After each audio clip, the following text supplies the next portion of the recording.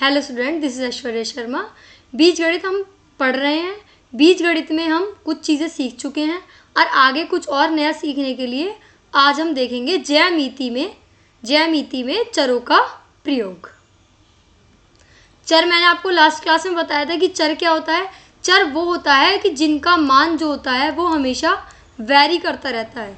Vary करने का मतलब क्या है, हमेशा बदलता रहता है, वो क्या होता है, चर होता है। और चर में ज़्यादातर हम जो प्रयोग करते हैं वो अक्षर का प्रयोग करते हैं, जो होते हैं ए से लेके जेड तक, तो क्योंकि इनका मान हमारा फिक्स नहीं होता।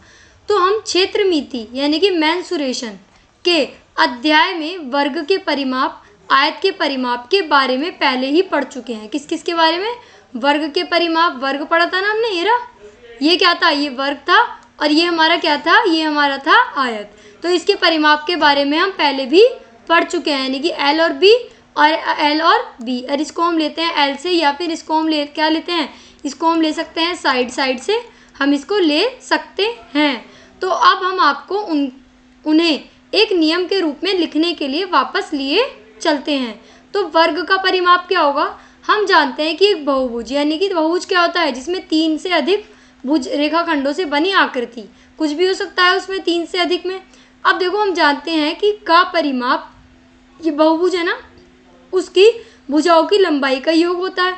परिमाप क्या होता है, परिमाप का मतलब होता है कि एक नंबर है यहाँ पे, उसे यहाँ से शुरू करके हमें यहीं पर रुकना है, यानी कि इसकी बाउंड्री को हमें क्या करना है, इसकी बाउंड्री को हमें कवर करना है। अब वर्ग में 4 भुजाएं होती हैं, प्रत्येक की लंबाई क्या होती है, प्रत्येक की लंबाई होती है बराबर। अतः वर्ग का परिमाप क्या हो जाएगा, वर्ग की भुजाओं की संख्या क्या हो, L plus L plus L plus L. तो कितने एल है, 4 एल है ना, तो 4 मल्टीप्लाई एल, यानी कि 4 एल हमारा वर्ग का परिमाप हो गया। अब क्या हो जाए, तो इस प्रकार हम वर्ग के परिमाप का एक नियम प्राप्त कर लेते हैं। चर एल का प्रयोग, एल लिया था ना हमने चर, यहाँ हमें एक ऐसा व्यापक नियम लिखने में समर्थ बनाता है जो संक्षिप्त है और जिसे हम सरलता से याद रख सकते हैं, यानी कि 4L। ठीक है, अब देखिए हम यहाँ चलेंगे कि आयत का परिमाप है। तो आयत के परिमाप में क्या है, हम जानते हैं कि एक आयत ये रहा ना आयत, ये इसकी लंबाई है और ये क्या है, इसकी चौड़ाई। तो हम कहेंगे 4 भुजाएं, 1 2 3 4।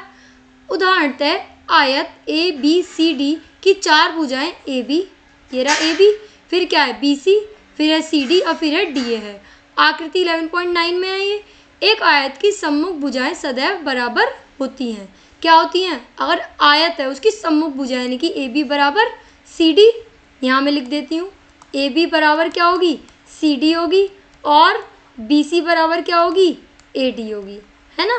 तो AD, तो ये क्या होती हैं, ये बराबर होती हैं। इसलिए आइए आयत ABCD की भुजाएं AB और CD की लंबाई को L से व्यक्त करते हैं। AB और CD को L से व्यक्त करा, और BC और AD को B से व्यक्त करते हैं। तो आयत का परिमाप हो जाता है AB की लंबाई, BC की लंबाई, CD की लंबाई और AD की लंबाई। तो अब देखो L plus B plus L plus B, तो L और L प्लस करें, L और L आ गए, B और B प्लस करें तो B प्लस B आ गया। तो ये हो जाएगा 2L प्लस 2B। अगर मैं 2 कॉमन लेना चाहूँ तो यहाँ से ये भी कह सकती हूँ कि 2L प्लस B भी मैं इसे कह सकती हूँ। तो आया आपको आयत का परिमाप समझ। अब देखो, अतः यह नियम, आयत का परिमाप क्या हुआ, 2L प्लस 2B, जहाँ L और B क्रमशः आयत की लंबाई और आयत की चौड़ाई है। हमने L और B क्यों लिया, नॉर्मली हमने L इसलिए लिया कि L का मतलब होता है लेंथ और B का मतलब होता है ब्रेथ, तो इसलिए हमने ब्रेथ की जगह B ले लिया और L की जगह, लेंथ की जगह L ले लिया। तो हाँ, इसकी चर्चा कीजिए कि अगर L बराबर B होने पर क्या होता। अब देखो यहाँ हम चर्चा करते हैं, यहाँ ये क्या है, ये L है, ये क्या है, ये भी L है। अब ये कह रहा है कि L बराबर ये B है और ये क्या है, भी B है। अब ये कह रहे हैं कि L बराबर B होता, अगर यहाँ भी B होता तो हम क्या करते, यहाँ भी B होता तो हम करते B plus B plus B plus B, है ना।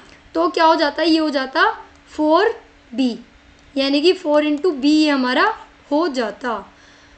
तो हम आयत के परिमाप को चर P से व्यक्त करते हैं। क्यों करते हैं P से व्यक्त, ही क्यों करा हमने, नॉर्मली P से व्यक्त इसलिए कर दिया कि P का मतलब होता है पेरीमीटर। क्या होता है, पेरीमीटर होता है। तो इसलिए पेरीमीटर मतलब परिमाप। क्या होता है पेरीमीटर मतलब परिमाप। तो इसलिए हमने पेरीमीटर में से p लेके हमने इसे p से व्यक्त कर दिया।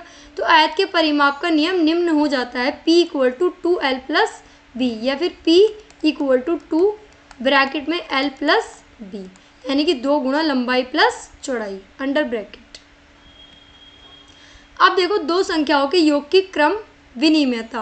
अब साफ इसका नाम पढ़ के पता चल रहा है, क्रम माने उनका जो क्रम है, विनिमयता यानी कि क्रम को उनके बदलना।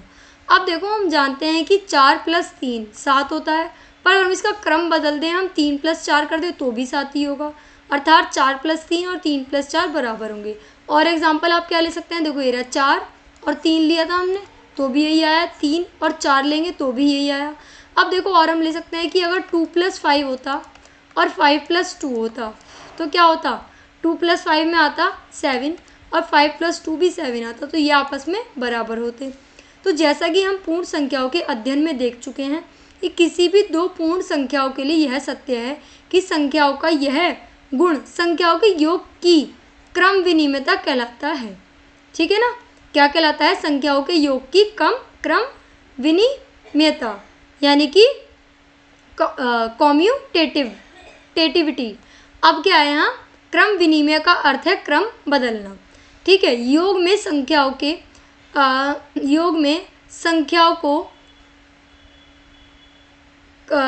के क्रम को बदलने से उनके योग में कोई परिवर्तन नहीं आता। चरों का प्रयोग हमें उस गुण की व्यापकता को एक संक्षिप्त रूप में व्यक्त करने में समर्थ बनाता है। अब चरों का जो प्रयोग है इस गुण की व्यापकता को संक्षिप्त रूप में समर्थ करने में समर्थ बनाता है। मान लीजिए a और b दो चर हैं जो कि कोई भी संख्या का मान हो सकते हैं, तो इसलिए हम इसका नियम बना देंगे a + b equal to b + a। क्यों बनाया हमने, अगर मैं 4 + 3 या 3 + 4 लूँगी या 2 + 5 तो कुछ बच्चे ये भी सोच सकते हैं कि यहाँ पे खाली ये रूल 4 और 3 या फिर 2 और 5 पे अप्लाई होगा, तो इसलिए मैंने a + b और b + a लिया। क्यों, क्योंकि a का मान कुछ भी हो सकता है, a का मान, और b का मान भी कुछ भी हो सकता है, तो इसलिए हमने यहाँ लिया a + b और b + a। तो एक बार जब हम नियम को इस रूप में लिखते हैं तो इसे सभी विशिष्ट स्थितियाँ सम्मिलित हो जाती हैं। a = 4 b = 3 तो 4 + 3 या 3 + 4। यदि a = 37 और b = 73 है तो हमें 37 + 73 यानी कि a + b और b + a यानी कि 73 + 37 प्राप्त होगा। तो इसलिए हमने कॉमन रूल इसका निकाल लिया, a + b और b + a। अब देखो दो संख्याओं के गुणन की क्रम विनिमयता। अब गुणन की कह रहे हैं, गुणन मतलब मल्टीप्लाई की क्रम विनिमयता कह रहे हैं। हम पूर्ण संख्याओं के अध्याय में पढ़ चुके हैं कि दो संख्याओं के गुणन के लिए उन दो संख्याओं का गुणा किया जाता है। गुणन का मतलब किससे होता है, मल्टीप्लाई से, और उनके क्रम से गुणनफल पर कोई प्रभाव नहीं पड़ता। उदाहरण 4 × 3 तो क्या आएगा हमारा 12 आएगा। अब 3 × 4 तो भी हमारा 12 आएगा। 2 × 6 करोगे तो भी 12 आएगा, और 6 × 2 करोगे तो भी हमारा 12 आएगा। तो क्रम को बदलने पर उनके गुणा पर कोई भी प्रभाव हमारा नहीं पड़ा। तो संख्याओं का यह गुण संख्याओं के गुणन की क्रम विनिमयता यानी क्रमों को बदलना कहलाता है। गुणन में संख्याओं के क्रम को बदलने पर गुणनफल में कोई परिवर्तन नहीं आता। देखा था ना हमने, यहाँ भी 12 आया, यहाँ भी 12 आया, कोई परिवर्तन नहीं आया, यानी कि नो चेंज। अब देखो योग की तरह ही चर a और b का प्रयोग करके हम दो संख्याओं के गुणन की क्रम विनिमयता को बता सकते हैं। क्या बना, a × b और b × a। क्यों, क्योंकि a और b दोनों का मान क्या होगा, ये कभी भी कुछ भी हो सकता है, कभी भी चेंज हो सकता है, ये वेरी है मान। ठीक है ना, तो के रूप में व्यक्त कर सकते हैं। ध्यान दीजिए यहाँ a और b कोई भी संख्या मान ले, कोई सी भी संख्या मान सकते हैं और b। इस व्यापक नियम से सभी विशिष्ट स्थितियाँ जैसे 4 × 3 या 3 × 4, 4 × 3 करोगे तो क्या आएगा 12 आएगा, और 3 × 4 करोगे तो क्या आएगा तो भी 12 आएगा। 37 × 73 करोगे, करके देख लो, आओ 37 और ये क्या है 73। 3 7 21 का 1 कैरी 2 आ गए, 3 3 9 9 और 2 11। अब यहाँ से देखो 7 7 49 का 9 आ गया, कैरी 4 आ गए। ठीक है ना, तो 7 3 21 21 और 4 कितने होते हैं 25। तो देखो 1 9 और 1 10 की 0 कैरी 1, 5 और 1 6 और 1 7 और यहाँ आ गया 2। अब हम देखते हैं, अब हम उल्टा करके देख लेते हैं। अब हम यहाँ देखते हैं 73 की 37 से, 3 7 से 21 का 1 कैरी 2, 7 7 से 49 और 2 कितने होते हैं, 49 और 2 होते हैं 51। अब यहाँ देखो 3 3 से 9, 9 का 1 कैरी 1 आ गए, नहीं कैरी तो कुछ भी नहीं आया, 3 7 से 21। अब इसे चेक करो तो यहाँ क्या हो जाएगा 1, 9 और 1 10 की 0 कैरी 1, 5 और 1 कितने हुए 6 और 1 7 और 2। तो दोनों से हमारा आंसर आ रहा है 2701 और 2701। तो इसका मतलब हम कह सकते हैं कि 4 गुणा 3 इक्वल टू 3 गुणा 4 और 37 गुणा 73 इक्वल टू 73 गुणा 37 इत्यादि प्राप्त हो जाती है। तो इससे हमें क्या पता चला, इससे हमें ये पता चला कि ए गुणा बी करो या फिर बी गुणा ए करो, दोनों में मान हमारा क्या रहता है, हमारा वैल्यू जो आएगी, वैल्यू जो हमारी निकल के आएगी वो आएगी सेम, यानी कि इसकी गुणा जो आएगी वो सेम आएगी हमारी। ओके, अब देखो संख्याओं की वितरणता। वितरणता क्या होती है, मान लीजिए हमें 7 गुणा 38 परिकल्पित करने को कहा जाता है, तो स्पष्ट है कि हमें 38 की गुणा सारणी ज्ञात नहीं है, इसलिए हम किस निम्न प्रकार से परिकलन करते हैं। क्यों, क्योंकि 38 की गुणा करने में हमें टाइम ज़्यादा लगेगा। हम अगर ऐसे भी गुणा करते हैं तो देखो करके देखो, 7 की 8 में करो क्या आएगा, 7 8 से 56 का 6 कैरी 5, 7 3 से कितने होते हैं 21 और 5 26। अब मैं इसे ऐसे, मुझे ऐसे करने की जरूरत पड़ी। अब देखो अगर मैं 38 को वितरण कर दूँ, वितरण मतलब बांट दूँ, कैसे बांट दूँ, 30 और 8 में बांट दूँ, तो देखो 7 की गुणा एक बार 30 के साथ हो जाएगी और फिर 7 की गुणा एक बार 8 के साथ हो जाएगी और बीच में वही साइन आएगा जो यहाँ दे रखा है।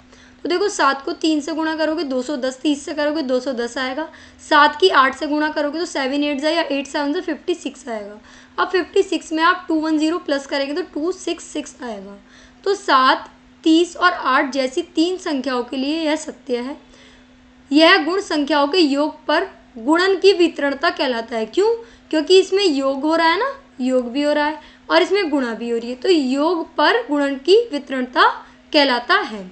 ठीक है, यानी कि distributivity of multiplication over addition of number कहलाती है।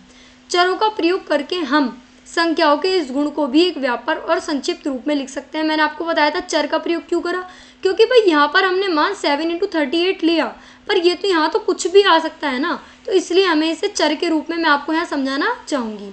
देखो मान लीजिए ए बी सी कोई 3 चर हैं, इनमें से प्रत्येक कोई भी संख्या का मान ग्रहण कर सकता है, तब a गुणा बी प्लस सी क्या हो जाएगा, a की गुणा एक बार b के साथ, a की गुणा एक बार c के साथ, तो a गुणा b एक हो गया हमारा, फिर यहाँ प्लस का साइन था तो प्लस ही लगा दिया, और दूसरा हो जाएगा a गुणा c। एक बार बड़े तरीके से लिख के बता देती हूँ, a गुणा b प्लस c है ना, क्या है प्लस c, तो ये हो जाएगा a गुणा b, प्लस की जगह प्लस का साइन और a गुणा c। ओके, तो आज हमने क्या क्या सीखा, आज हमने देखा एक तो योग का गुण हमने सीखा था ना, देखो ये रहा, योग की क्रम विनिमयता सीखी थी। आइए एक बार रिवाइज कर लेते हैं। योग की क्रम विनिमयता क्या होती है कि अगर आप a प्लस बी करो या b प्लस ए करो, आपका मान एक ही आएगा। कैसे, देखो 3 + 2 हम ले लेते हैं और b की वैल्यू क्या है 2 + 3, तो यहाँ भी 5 आया और यहाँ भी 5 आया, तो ये हमारा फाइनल रूल यहाँ से निकल कर आया। फिर हमने देखी थी गुणा की क्रम विनिमयता। देखो a गुणा b करो या b गुणा a करो, एक ही बात है। कैसे, 3 × 2 करो या फिर 2 × 3 करो, तो 3 2 से कितने होते हैं 6 होते हैं और 2 3 से कितने होते हैं 6 होते हैं। तो यहाँ पे क्या आई, यहाँ पे आ गई गुणा की क्रम विनिमयता। एक हमने सीखा था कि योग के साथ गुणा की वितरणता, जैसे कोई बड़ा नंबर होगा तो उसमें था a गुणा b प्लस c है, तो उसका रूल क्या निकला था कि a गुणा b क्या हो जाएगा, b से मल्टीप्लाई फिर प्लस की जगह प्लस, ठीक है ना, और फिर यहाँ क्या हो जाएगा a गुणा c। अब इसको हम एक एग्जाम्पल के माध्यम से समझते हैं कि देखो अगर हमें 7 की गुणा हमें करनी है 42 से, तो एकदम हम नहीं कर पाएंगे गुणा, तो उसके लिए हम क्या करेंगे 7 गुणा यहाँ हो जाएगा 40 + 2, ठीक है, तो 7 गुणा 40 + 7 गुणा 2, तो 7 4 से कितने होते हैं 28 और 0 की 0 आ गई। फिर 7 2 से कितने होते हैं 14 आ गए। अब 280 में 14 प्लस करेंगे तो हमारा आंसर आएगा 294। तो हमने बेसिकली कौन कौन से रूल सीखे? हमने बेसिकली रूल सीखे a प्लस बी बराबर b प्लस ए होता है, और a गुणा b बराबर b गुणा a होता है, और हमने सीखा कि a गुणा b प्लस c जो होता है वो होता है a इंटू बी और a इंटू सी। तो आज हमने ये सब सीखा, ठीक है। अब हम आगे देखो और क्या देखा था हमने। एक तो यही देखा था संख्याओं की वितरणता, इसे हम कहते हैं डिस्ट्रीब्यूटिविटी कॉन्सेप्ट, और हमने सीखा था गुणन की क्रम विनिमयता यानी कि मल्टीप्लाई वाला। एक हमने सीखा था योग की क्रम विनिमयता यानी कि योग को चेंज करना, प्लस को हम चेंज करके लिख सकते हैं। एक हमने देखा था आयत का परिमाप, वो हमने निकाला था l प्लस बी। फिर उस क्वेश्चन में हमने देखा था कि अगर l बराबर b है तो हम क्या करेंगे, तो फिर हमारा आंसर हो जाएगा b plus b plus b. क्यों? क्योंकि l प्लस बी, फिर l प्लस बी था तो l की जगह भी b हो जाएगा, तो ये 4 बार भी हो जाएगा, तो 4 इंटू बी। फिर हमने देखा था आयत का परिमाप तो हो गया। फिर हमने देखा था ज्यामिति में चरों के प्रयोग में वर्ग का परिमाप देखा था। सारे वर्गों की यहाँ पे लाइन जो दे रखा था वो l से डिनोट कर रखा था, तो l plus L plus L plus L यानी कि 4l ये हमारा हो जाएगा। तो आज हमने सीखा बीज गणित के पार्ट में ज्यामिति में चरों का प्रयोग। चर माने क्या होता है? वेरिएबल। और वेरिएबल क्या होते हैं? वेरिएबल वो होते हैं जिनका मान कभी भी क्या नहीं होता, जिनका मान कभी भी फिक्स नहीं होता, या फिर आप कह सकते हैं कि वो हमेशा वैरी करता रहता है, ठीक है। तो अब हम मिलते हैं नेक्स्ट क्लास में, तब तक के लिए थैंक यू।